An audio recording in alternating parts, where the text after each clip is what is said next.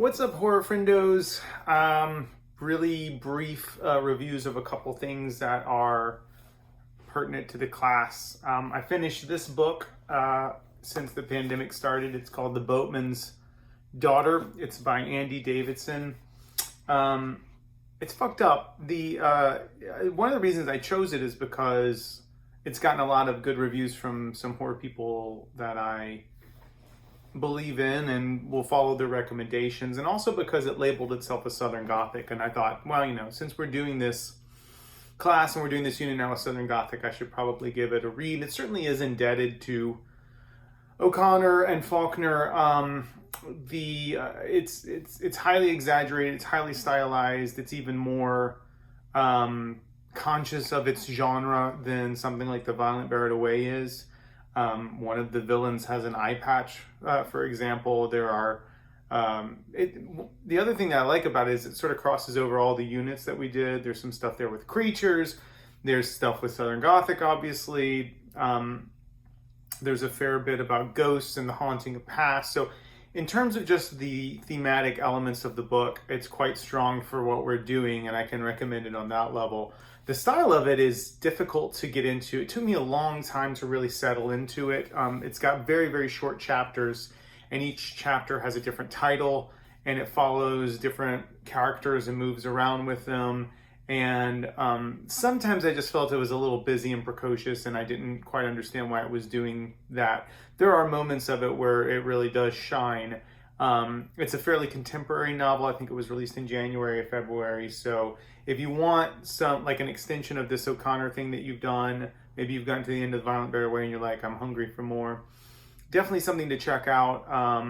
And very contemporary. If you don't want to read another O'Connor, you don't want to pick up some of the other Southern Gothic stuff. The other thing I'll review very quickly is I saw the film CLIMAX just recently, last Thursday, and this is a film that it's bandied about as one of the good horror films of 2019. I think it was released in 2018, but got wide release in 2019.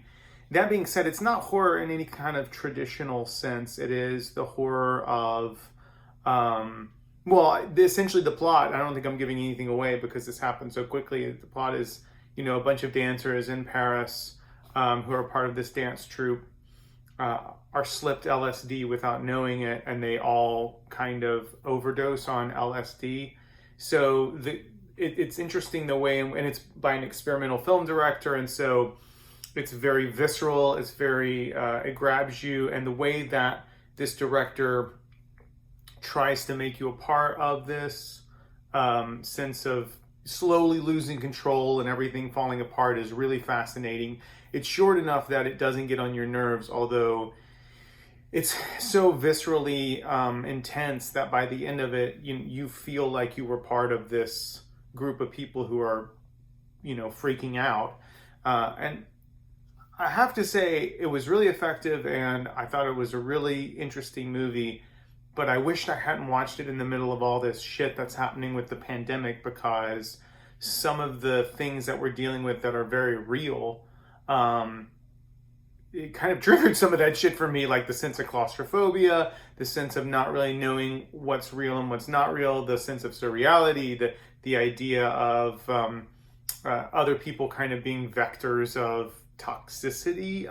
That stuff hit a little close to home for me. So that's all to say. It's a great movie. It might be something that you want to put on the back burner until we're through with some of this stuff, because it really did affect me quite a bit. I still have some things left to watch. Ben clued me into one on Netflix I haven't seen yet. I've got The House That Jack Built, which I'm interested in watching at some point. So, and I think The Grudge is available on VOD at this point. So there's a lot out there. The new Grudge, the remake of The Grudge. So I'll be back in a little bit to sort of recap our March 30th week. And but for now, those are just some reviews for you. So see you in a bit.